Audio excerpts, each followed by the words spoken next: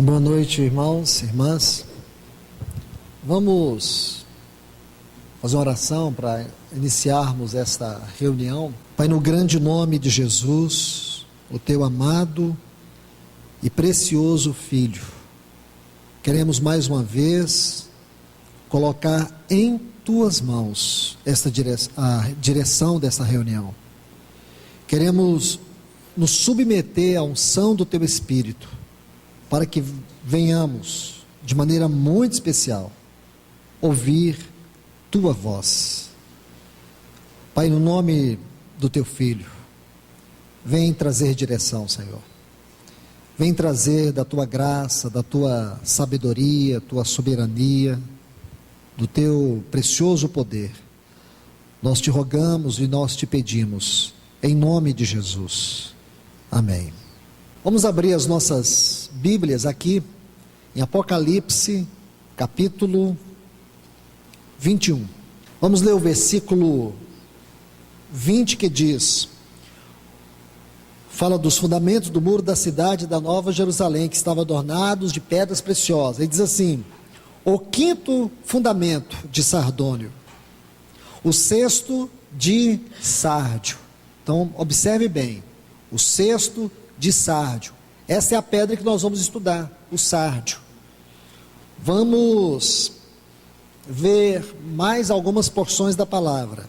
Voltando, vamos fazer uma leitura regressiva. Evangelho de Marcos, o capítulo 3. Vamos ver agora qual destes apóstolos corresponde a esta pedra. Versículo 18, nós estudamos, o último apóstolo foi Filipe, que é da pedra de sardônio ou de ônix, e aqui está Bartolomeu. Então esta é a pedra do apóstolo Bartolomeu. Agora, a última porção, nessa introdução que eu quero estudar com vocês, está aqui em Êxodo capítulo 28, versículo 17, que são os textos que descrevem aquele peitoral do sumo sacerdote. Então diz assim, no versículo 16, diz: será quadrado e duplo, de 1 palmo de comprimento e 1 palmo de largura, e o encherás de pedras, em 4 fileiras de pedras, uma fileira de sárdio. Então você está vendo, a primeira fileira é de sárdio, topázio, outra de carbúnculo, e assim sucessivamente. Então por que eu coloquei todos esses textos para vocês? Então vamos agora observar a ordem dos fatos. Meus irmãos, nós vamos estudar sobre a pedra de sárdio. É a 6ª pedra do fundamento da Nova Jerusalém. Aqui nós vemos que esta pedra é a pedra que corresponde ao apóstolo Bartolomeu. E também sabemos que no peitoral do sumo sacerdote haviam 4 ordens de pedras. E na primeira ordem, a primeira pedra é a pedra de sárdio. Então, já que gravamos tudo isso, nós vamos entender alguns princípios espirituais. Porque quando você observa aí na sua Bíblia, nesse texto que está de Êxodo 28, vai do 17 ao 20, olhe bem, aqui no versículo 21, vamos considerar esse texto aqui a mais, por causa de um ponto muito importante. Êxodo 28, versículo 21, as pedras serão segundo os nomes dos filhos de Israel. E aqui, eu vou parar, porém, já vou adiantar para vocês. Se vocês estudarem, é uma questão muito simples. Se esta pedra, elas foram dispostas segundo a ordem dos filhos de Israel, e o sárdio, eu mostrei para vocês, e aqui na leitura nós vimos, o sárdio é a primeira pedra, significa que essa pedra corresponde a qual filho de Jacó? A Rúben. Muito bem, a Rúben, o primogênito, porque ele era o primogênito. Então essa é a pedra de Rúben. Por que, irmãos? Eu estou colocando isso para vocês. Permita-me abrir um pequeno parênteses para dizer algo muito importante para vocês. Talvez você nunca leu e talvez nunca tenha ouvido sobre isso. Mas é um princípio que eu aprecio muito. É um princípio extremamente significativo. Chama-se leitura contemplativa da palavra. Já ouviu falar sobre isso? Leitura contemplativa da palavra. O que é isso, irmãos? Não é uma coisa tão simples, mas é a melhor maneira que você tem de obter revelação ou de tocar na mente de Deus. Você pegar um quadro de textos, como nós pegamos, lemos Apocalipse 21, lemos Marcos 3, lemos Êxodo 28, e aqui nós temos um quadro de textos. E quando você junta este quadro de textos, você vai ver que todos eles, embora em contextos diferentes, porém convergentes, eles estão direcionados, como eu disse, convergentes, porque eles estão direcionados a um ponto só, a uma revelação só. Significa que, de maneira espiritual, estes textos se integram. De maneira espiritual, esses textos vão revelar algo para nós. Ora, um exemplo, somente este. Quando você lê Gênesis capítulo 1 e os versículos 26 e 27. Está assim: disse Deus, façamos o homem conforme a nossa imagem, a nossa semelhança. Façamos, plural. Versículo 27. Criou Deus, pois, o homem, a sua imagem, a imagem de Deus o criou. Então você vê um plural no versículo 26, o singular no versículo 27. No plural está dizendo assim: façamos o homem. No singular está assim: criou Deus, pois, o homem, a sua imagem. Esse é o singular. Quer dizer que um dos membros da Trindade carrega a imagem. Então vamos ver o quadro de texto. Aí você vai para 2 Coríntios 4:4, que vai dizer que Cristo é a imagem de Deus. Aí você vai para Hebreus capítulo 1 e o versículo 3, diz que Ele, o Filho, é o resplendor, a imagem real, exata do Pai. Então você pegou um quadro de textos, junta todos esses textos, e quando você consegue juntar os textos, você tem uma visão geral de um ensino só. Veja que impressionante. Isso significa leitura contemplativa da palavra. É uma forma completamente diferente de ler a Bíblia, mas é algo que só o Espírito Santo pode nos ajudar. Não tem como você estabelecer de maneira humana, lógica. Só o Espírito Santo vai estabelecer essa lógica na nossa mente. Só Ele vai nos ajudar. Você pode ver isso através de uma pessoa. Agora é muito importante que você aprenda a ver isso, só você e Ele. Aprender isso com Ele. Se você se dedicar, com certeza Ele vai te revelar.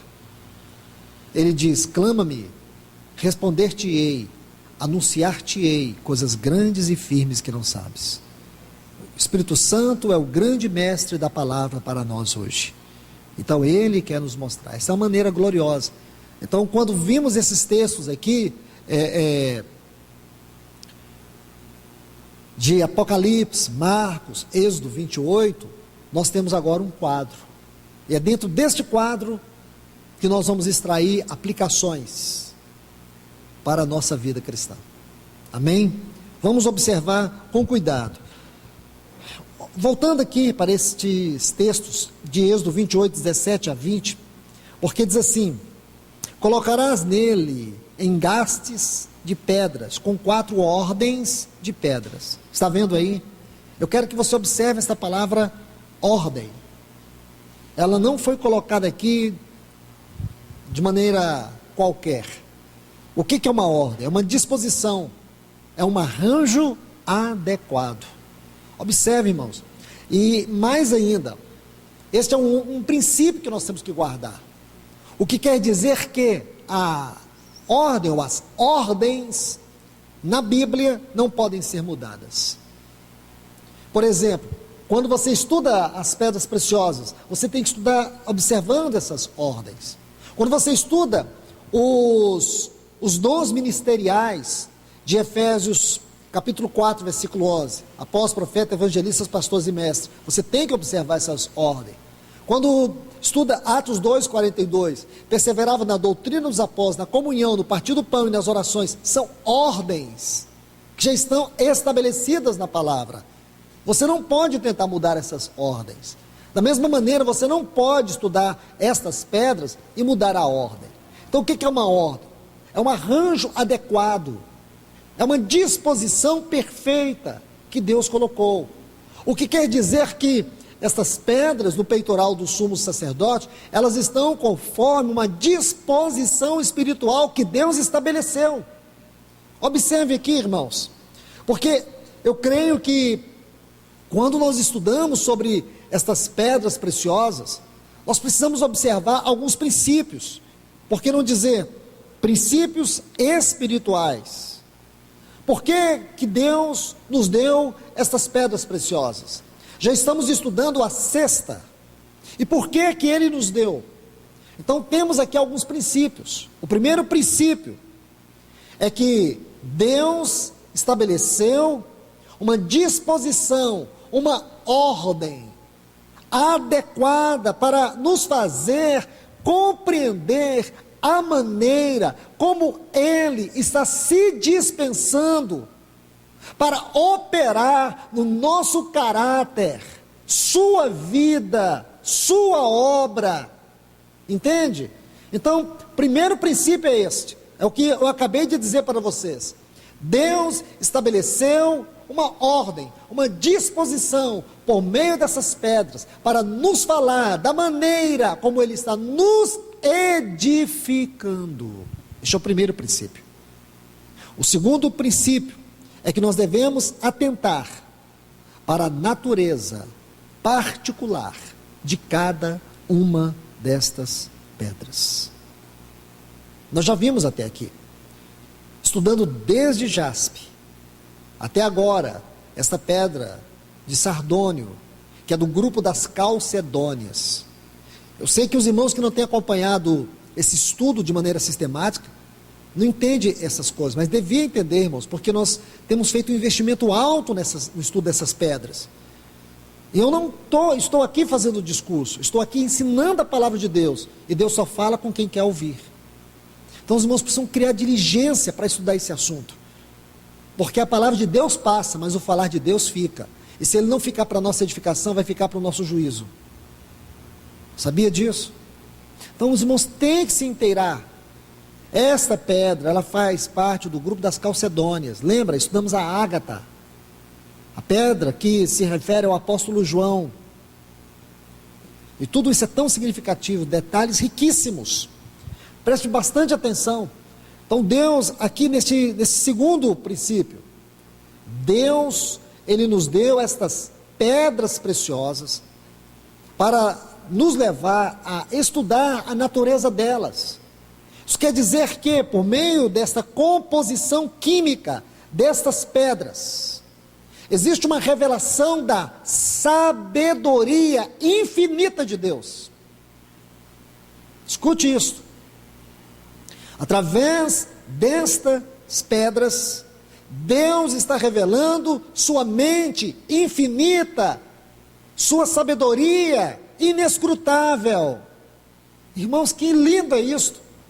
Que privilégio eu e você temos de pegar algo natural, exposto através da Bíblia, que é algo espiritual, e nos levando a uma revelação transcendental. Preste bastante atenção nisso.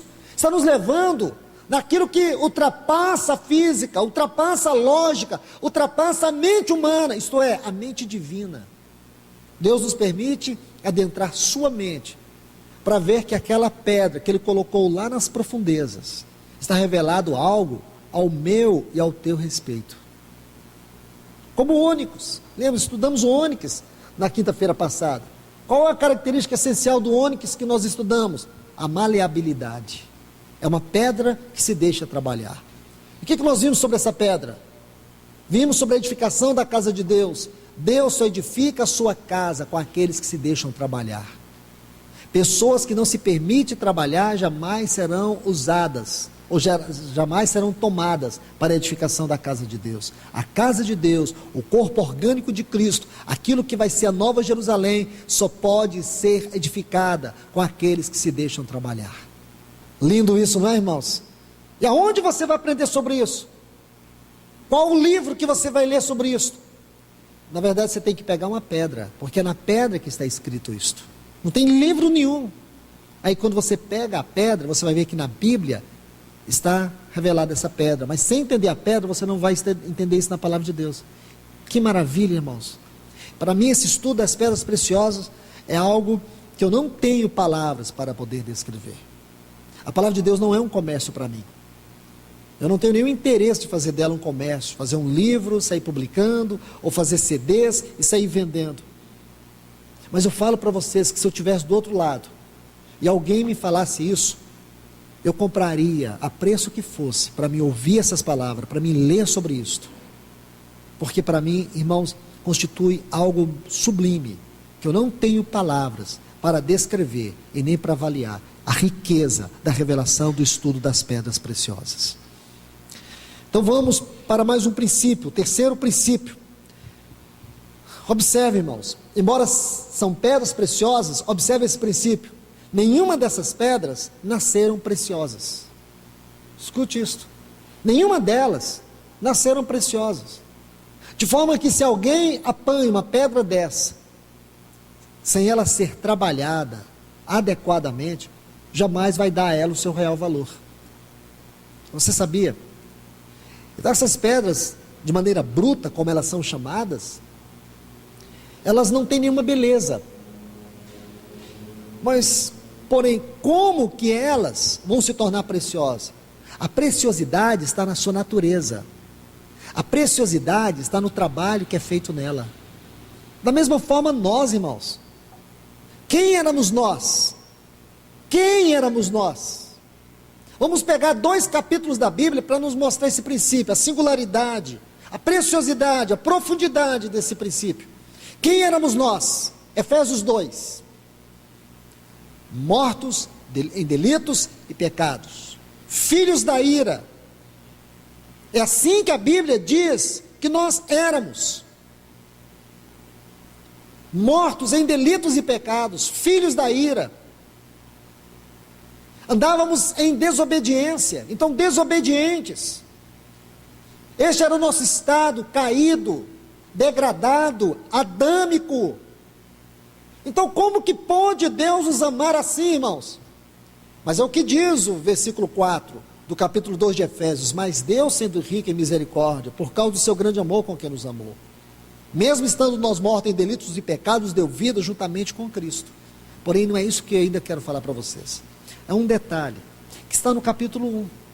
Você vê que no capítulo 2 mostra o nosso real estado adâmico. O real estado adâmico.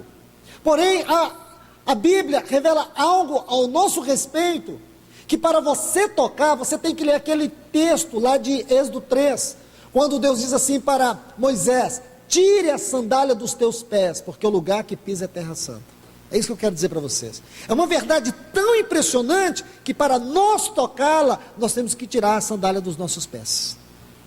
É quando diz assim o versículo 4 de Efésios 1: assim como nos escolheu nele, antes da fundação do mundo, para sermos santos, irrepreensíveis perante ele, e em amor nos predestinou para a adoção de filhos. Deixe-me colocar isso mais claro para vocês. Quer dizer, irmãos, nós nascemos pecadores condenados, assim como essas pedras, elas não nasceram preciosas, mas havia algo muito precioso, muito rico, que estava dentro de nós, que é o propósito eterno de Deus. Eu toco nisso com muito temor, irmãos, porque alguém pode achar que essa é a teologia do determinismo, e não é. Eu só sei que está na Bíblia porque está na Bíblia. E a Bíblia diz que é assim e eu tenho que crer. A Bíblia diz que Deus nos escolheu antes da fundação do mundo. Dentro de nós, na composição mais profunda do nosso ser, Deus criou o nosso espírito. Deus já tinha um plano de redenção ao nosso respeito.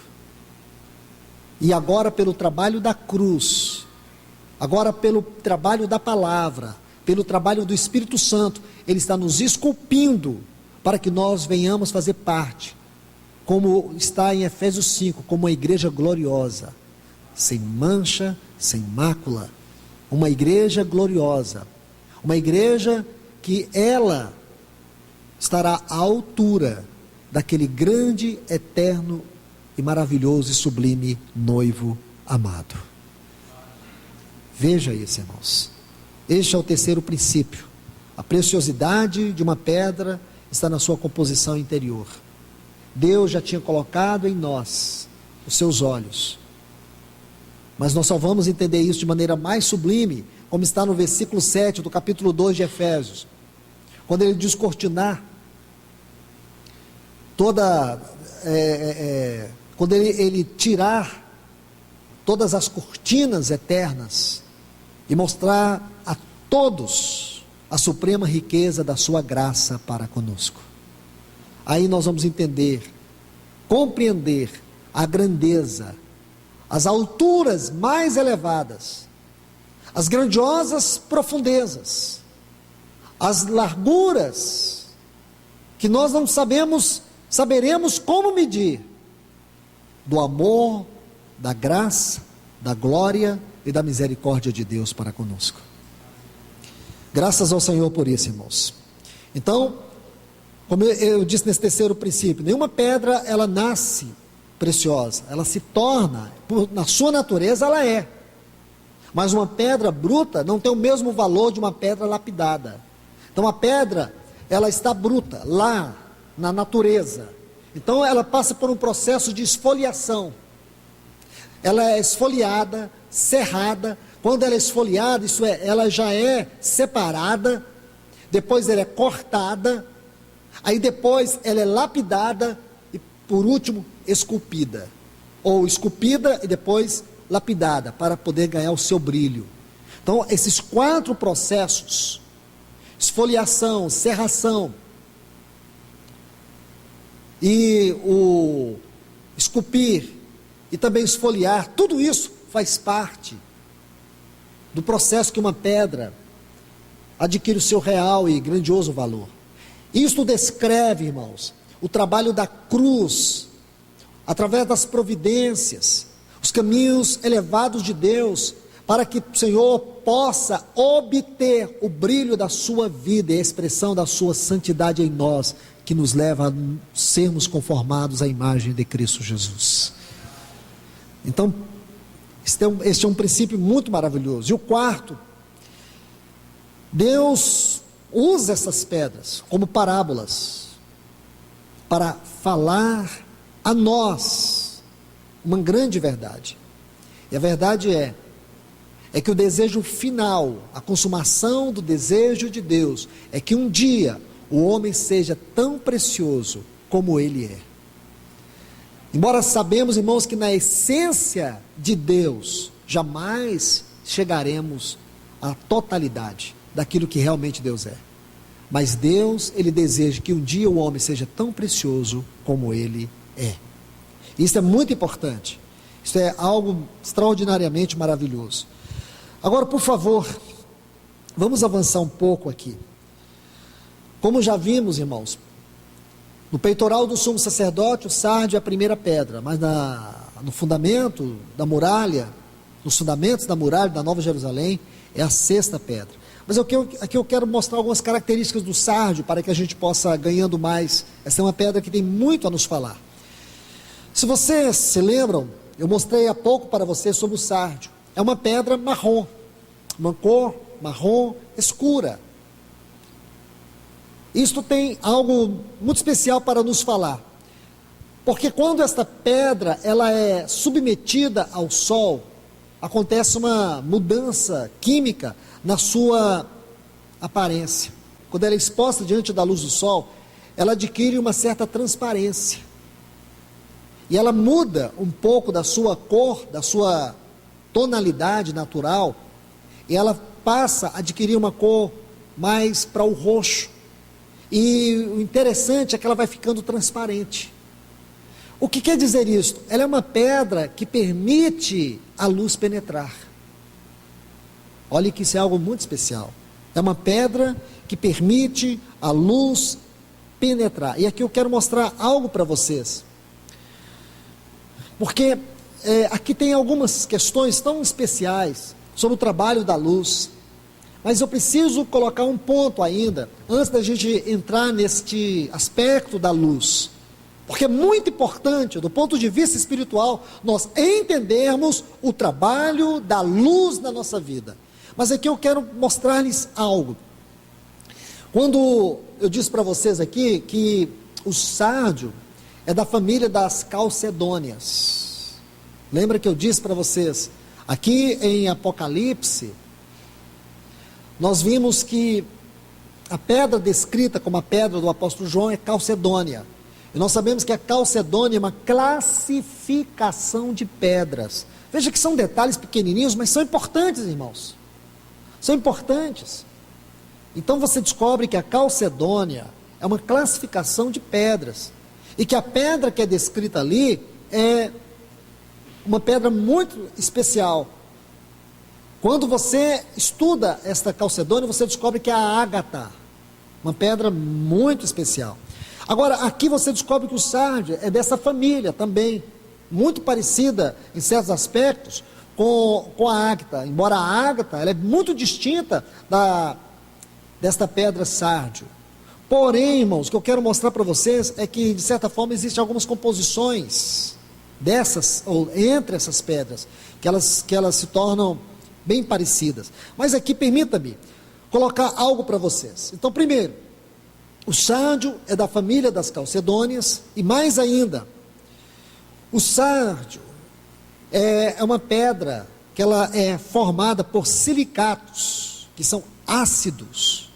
E mais ainda, quando você coloca essa pedra, que ela tem essa composição química dos silicatos, e quando você coloca ela na direção do sol, e ela adquire essa outra cor, que eu acabei de mostrar para vocês, uma cor mais para o roxo, mais avermelhada, isso tem uma explicação química.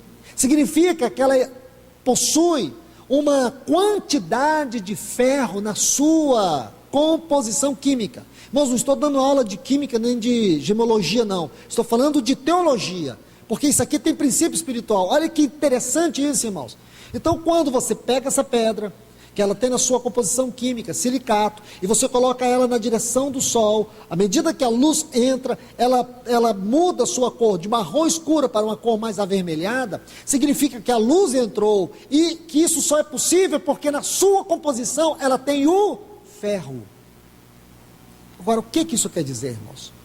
Quer dizer algo espiritual. O que espiritualmente significa ferro na Bíblia? Abra sua Bíblia, aqui em Apocalipse capítulo 2, versículos 26 e 27, está assim: ao que vencer, Apocalipse 2, versículos 26 e 27, ao que vencer e que guardar as minhas obras até o fim, dar-lhe-ei autoridade sobre as nações. Guarde essa frase, dar-lhe-ei autoridade. E as quebrantará com vara de ferro, como são esmiuçados os vasos do oleiro, assim como eu também recebi a autoridade das mãos de meu Pai. Então, espiritualmente falando, ferro na Bíblia significa autoridade. É um assunto importante, viu, irmãos? Porque se tem uma área que a igreja se perde, ela cai em extremos, é no assunto da autoridade. Porque nós que vivemos um dia dentro de um regime denominacional, onde essa palavra é deturpada, a palavra autoridade dentro de um contexto denominacional é uma palavra deturpada. Hoje, a maneira como se tenta conquistar as pessoas é pela ganância ou pelo medo. Então se ensina muito sobre prosperidade, campanha de prosperidade, teologia da prosperidade. Então as pessoas começam a buscar a vida da igreja por causa da ganância, ou então por causa do medo, né? Os pastores acham que eles têm autoridade de amaldiçoar. Se você sair daqui, eu não te abençoo. E aí o cristão fica amarrado no medo, como se ele tivesse autoridade de amaldiçoar e de abençoar. Uma pessoa que faz isso, geralmente já é maldita. Ela não tem nenhuma capacidade de, deliberadamente, controlar a vida de ninguém. A autoridade na Bíblia não é para isso. Eu não quero me deter muito nesse ponto. Apenas estou citando por causa deste detalhe que para mim é muito importante. E para esclarecer algo para vocês. E aqui, permita-me, vou usar 2 textos para explicar sobre a autoridade na Bíblia. Esse assunto é sério, é delicado, é delicado. Permita-me citar esses textos para vocês. 2 Coríntios capítulo 10, versículo 8, e depois capítulo 13, versículo 10. Por favor, guardem estes textos e nunca os esqueça. 2 Coríntios capítulo 10, versículo 8, e depois capítulo 13, versículo 10. Esses textos precisam ser lidos e estudados juntos. E mais uma vez encorajo vocês, nunca mais os esqueça. São 2 textos que nós temos que guardar.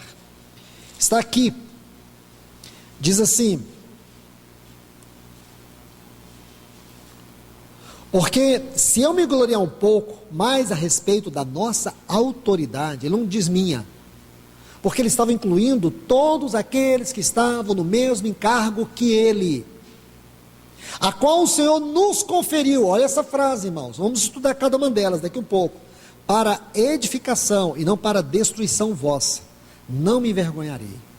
Agora olhe aí no capítulo 13.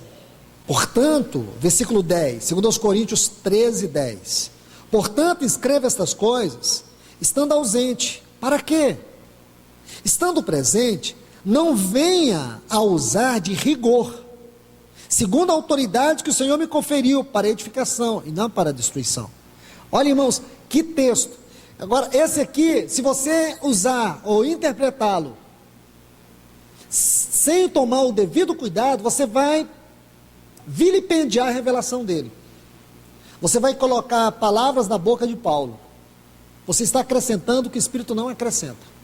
Ao contrário, ele repreende aqueles que tentam adicionar, até mesmo um tio, à palavra de Deus.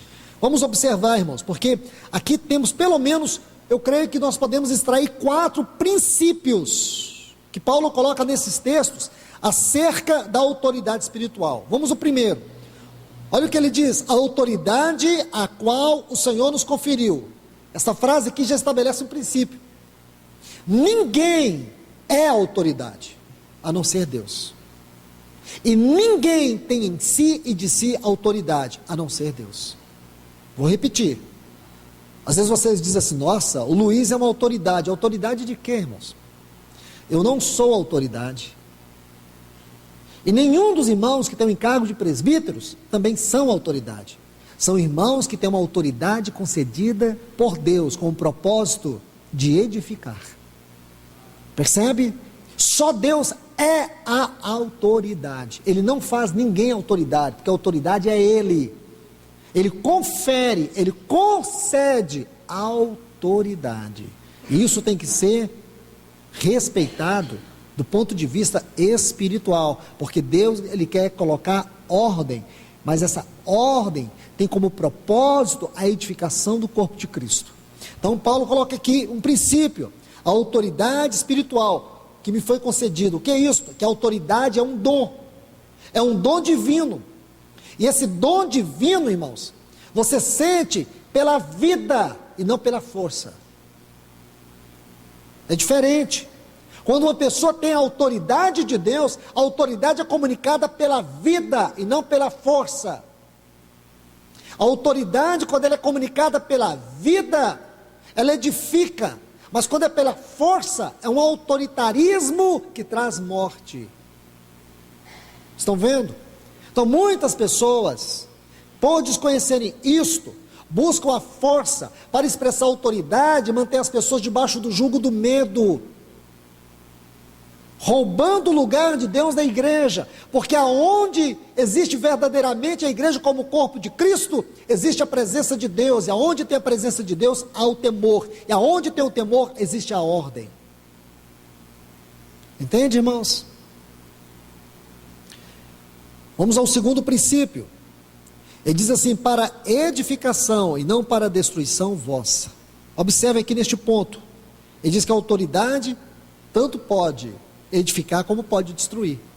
Está vendo aí? Ele diz: é para edificação e não para destruição. O que quer dizer? Quer dizer que a autoridade também ela pode ser usada para destruição. Quando ela vira ou se torna um autoritarismo, ela é para destruição. Essa palavra destruição aqui, ela implica duas coisas: demolição e divisão. Quando a autoridade não é de Deus, e quando Deus não confere a sua autoridade para uma pessoa, a capacidade que ela tem é de promover a destruição e a divisão no corpo de Cristo. Toda pessoa que você vê promovendo a divisão no corpo de Cristo, baseado numa determinada autoridade, ou dom, ou ministério, se não está produzindo edificação. Irmãos, eu tenho visto muitas pessoas se dizendo ungidos de Deus, movidos de autoridade de Deus, promovendo a divisão do corpo de Cristo, causando dissensão no corpo de Cristo. Essas pessoas não são ungidas por Deus, e não estão debaixo da autoridade de Deus. Essas pessoas estão movidas por um espírito contrário à edificação da igreja, e esse espírito é maligno e satânico, e ele tem suas bases na síndrome de Lúcifer. Estão ouvindo? Tem suas bases na síndrome de Lúcifer. Agora, quando que a autoridade é para edificar e não para destruir? Quando ela é um dom de Deus, quando ela é concedida por Deus. Terceiro princípio, olha a frase: para edificar. O propósito da autoridade espiritual é promover a edificação da igreja, do corpo de Cristo. Quando esta autoridade é executada na carne, ela promove destruição. E o quarto, ele diz assim: não venha usar de rigor, segundo a autoridade que o Senhor me concedeu. Meus irmãos e irmãs, sublinhe essa palavra rigor aqui, para você entender o que Paulo está falando. A tradução desta palavra significa brutamente, precipitadamente, rispidamente, severamente. Essas definições sugerem de maneira cristalina que a autoridade não pode ser usada de maneira carnal. Quando alguém usurpa a autoridade concedida, delegada por Deus, de maneira carnal, ela traz morte. Então eu creio, irmãos, que tudo que nós quisermos ver sobre a autoridade, nós não podemos ver fora desses dois versículos. Estes 4 princípios aqui, poderíamos extrair mais, extrair mais, mas são suficientes. Então nesta pedra nós temos esta majestosa lição acerca da autoridade espiritual. Meus irmãos e irmãs, agora vamos aqui para mais um princípio, esse que eu falei sobre a luz, porque o sardio é uma pedra marrom, escura, mas que essa pedra, quando ela é posta na direção do sol, se transforma numa pedra roxa, avermelhada, translúcida. Como é possível isto? Porque a luz penetra. Quando a luz penetra nessa pedra, por causa da composição química do ferro, ela muda de cor. Lindo isso, irmãos. Aqui o Senhor quer nos falar algo espiritual. Permita-me citar um texto para vocês. Malaquias, capítulo 4, versículo 2. Vamos colocar esse texto aqui para abrirmos este ponto. Malaquias 4, 2. Que diz assim: mas para vós outros, que temeis o meu nome, nascerá o que? O sol da justiça. Então nosso Senhor Jesus, Ele é o sol da justiça. Malaquias 4,2 diz isto. Ele diz assim: trazendo salvação nas suas asas, saireis e saltareis como bezerros soltos da estrebaria. Isso fala do gozo, da alegria, quando a luz deste sol da justiça penetra para dentro de nós. Agora, permita-me ainda colocar mais um texto, que eu creio que ele É um texto muito glorioso, é o Salmo 36 e o versículo 9.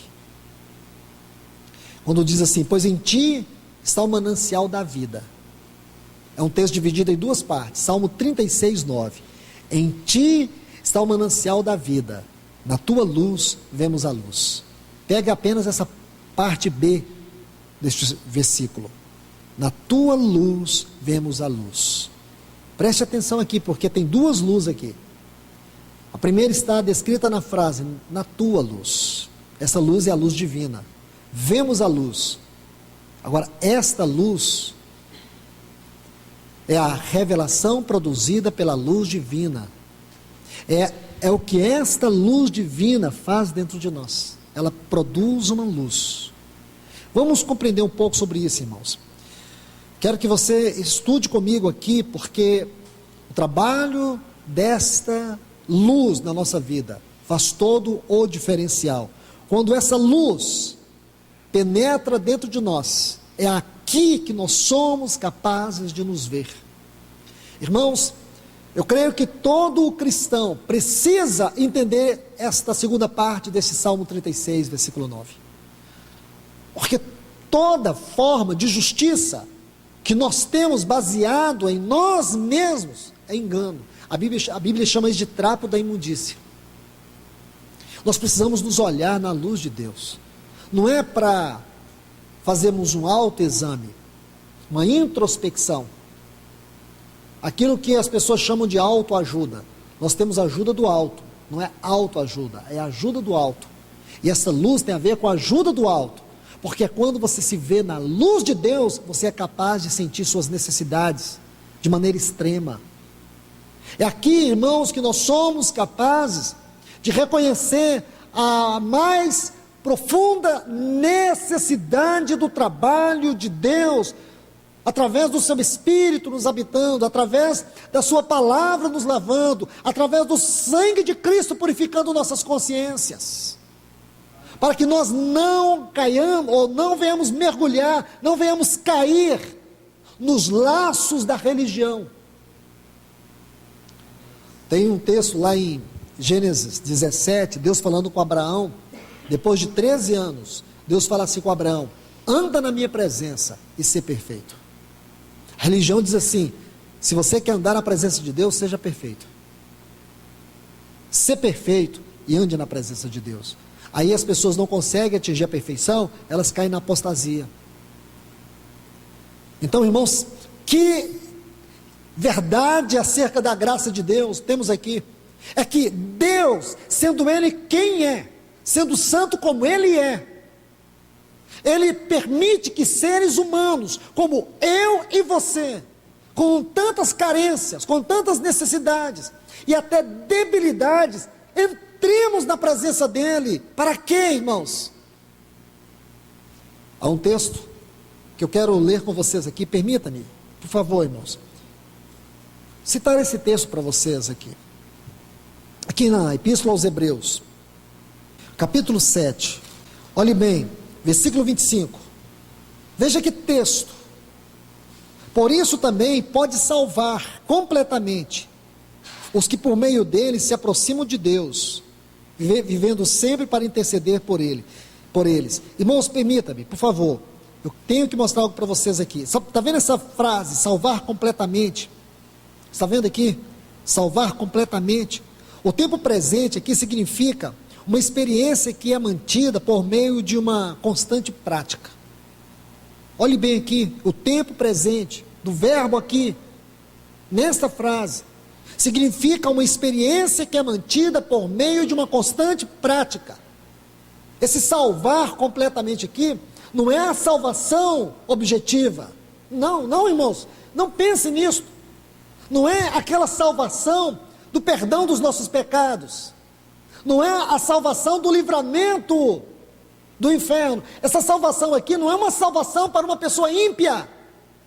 Não é. Este texto aqui não está se referindo a uma pessoa ímpia. Esse texto aqui está fazendo referência a nós. Em que sentido ele pode nos salvar completamente? Ele quer dizer que quanto mais nós nos aproximamos dele, mais ele vai nos salvando. Ou tem alguém aqui nesta noite que já está pleno na sua salvação? Você chegou no ponto mais elevado da sua salvação. Você está vivendo uma santidade que você acha que até os anjos têm inveja de você. Que você é uma pessoa perfeita em tudo. Tem alguém aqui? Não tem ninguém, irmãos. Ninguém. Graças a Deus, irmãos, que nós podemos ver isso na palavra de Deus.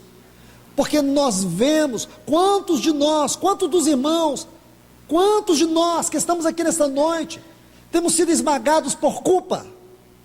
Quantos de nós que estamos aqui nesta noite, temos no sentido, às vezes nos sentimos as piores pessoas.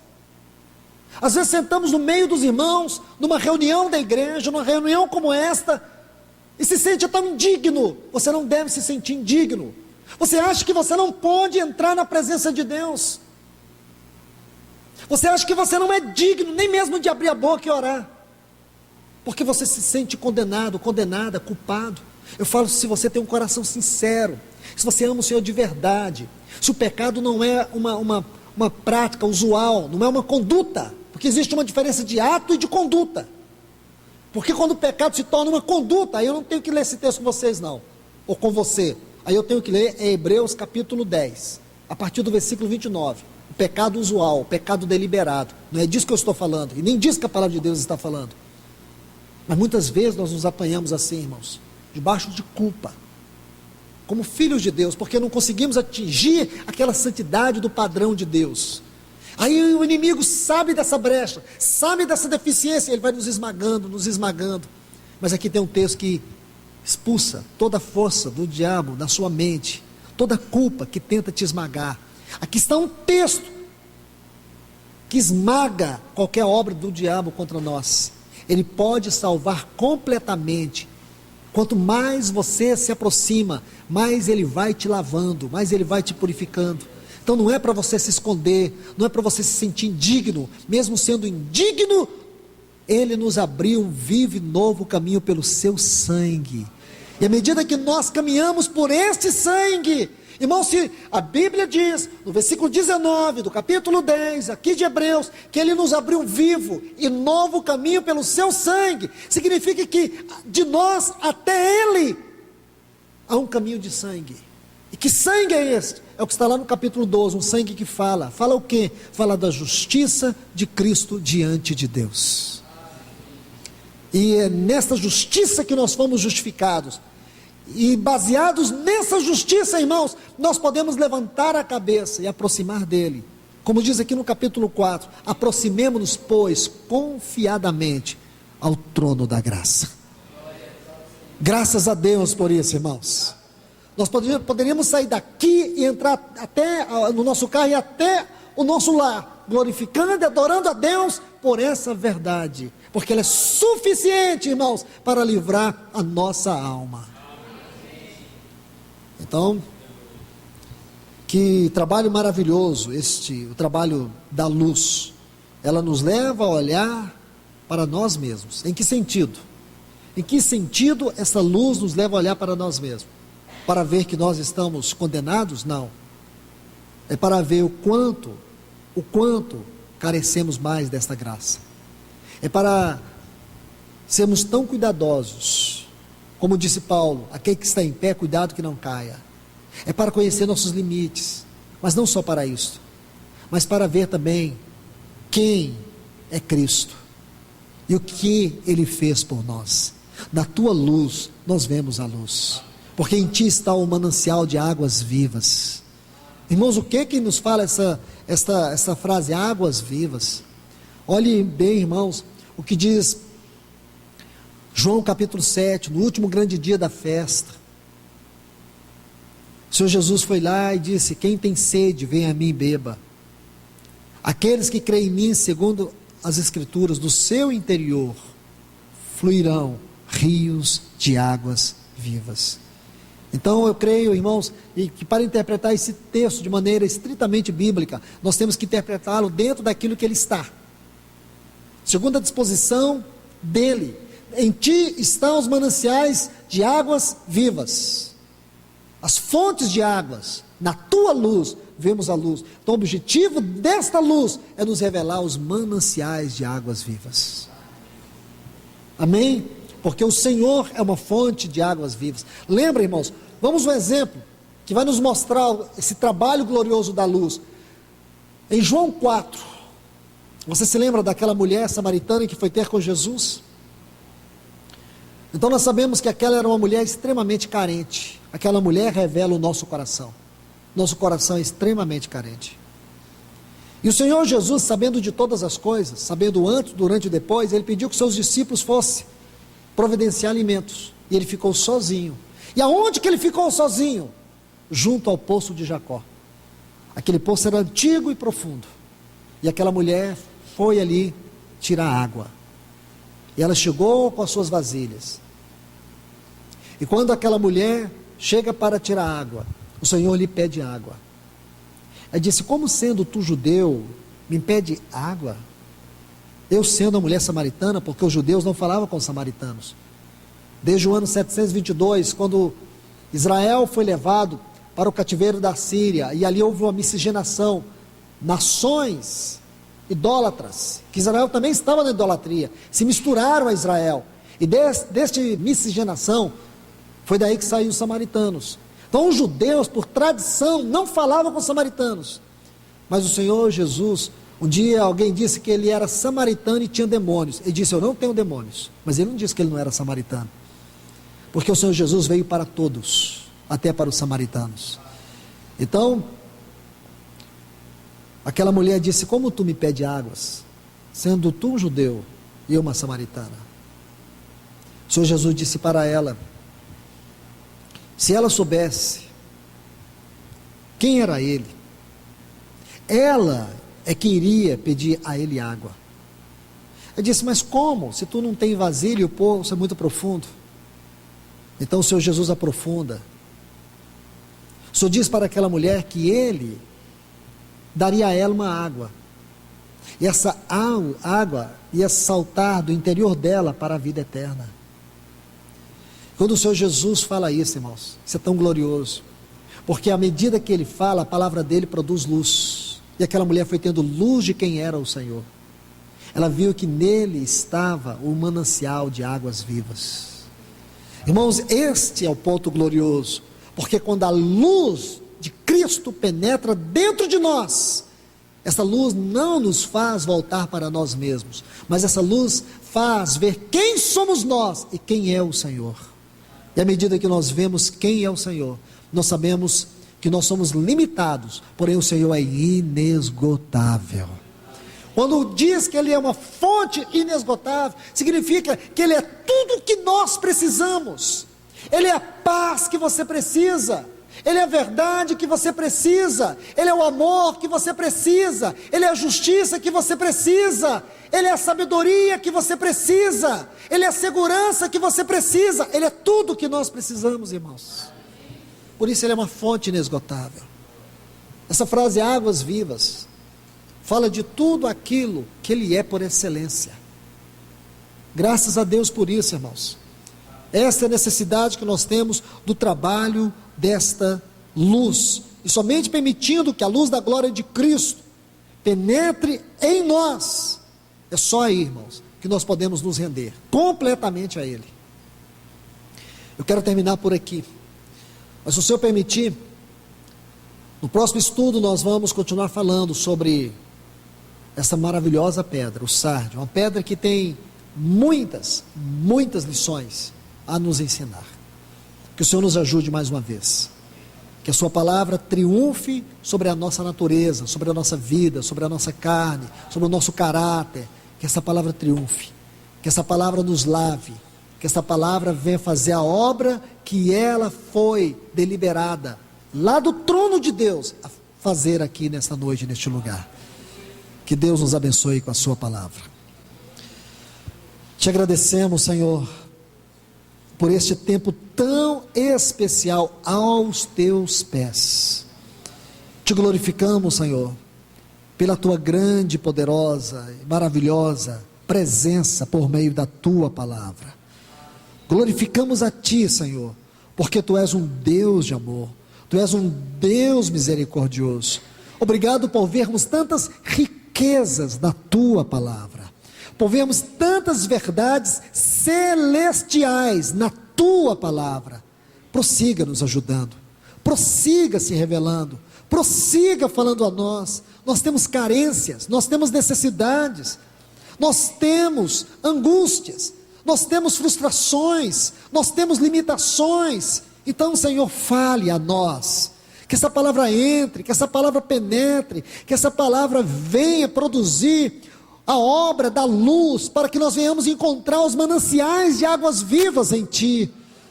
Nós te rogamos nessa noite, Pai, em nome do Teu Filho Jesus, glorifica a Tua palavra nos nossos corações. Não permita que ela saia vazia do meu coração, mas que ela venha preencher e fazer aquilo que eu tanto necessito, Senhor. Seja assim na vida dos meus irmãos, seja assim na vida das minhas irmãs aqui nessa noite, neste lugar. Nós te clamamos em nome de Jesus. Amém, Senhor.